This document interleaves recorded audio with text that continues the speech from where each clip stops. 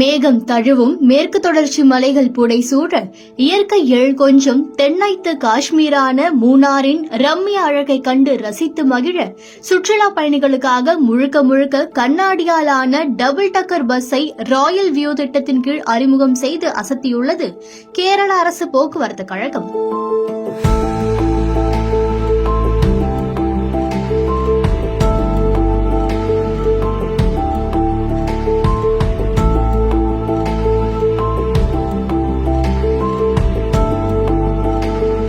தமிழக கேரள எல்லையை இணைக்கும் இடுக்கியின் முக்கிய சுற்றுலா தலங்களில் மூணாறு முதலிடத்தை பிடிக்கிறது. சர்வதேச சுற்றுலா தலமான மூணாறு மற்றும் சுற்றுவட்டார பகுதிகள் அனைத்துமே சுற்றுலா பயணிகளை வெகுவாக கவருபவை. எப்போதும் குளிர் சீதோஷ்ணம், மலைகளை தழுவும் வெண்பஞ்சு மேக கூட்டங்கள், மூடுபனி, உறைபனி, பச்சை கம்பளம் விரித்தால் போல் தேயிலை தோட்டங்கள் என எங்கு பார்த்தாலும் ரம்மியம் நிறைந்தது மூணார்.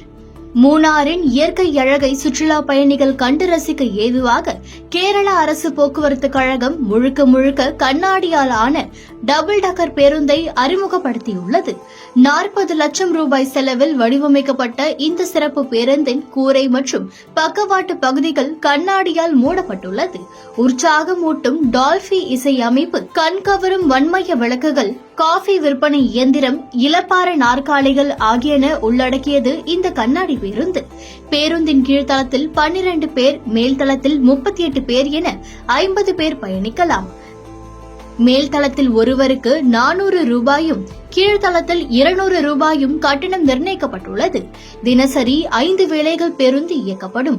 25 கிலோமீட்டர் தூரம் கடவுளின் தேசத்து அற்புத இடங்களை சுற்றி வந்து சுற்றுலா பயணிகள் ஏறிய இடத்திலேயே இறக்கிவிடப்படுவர்.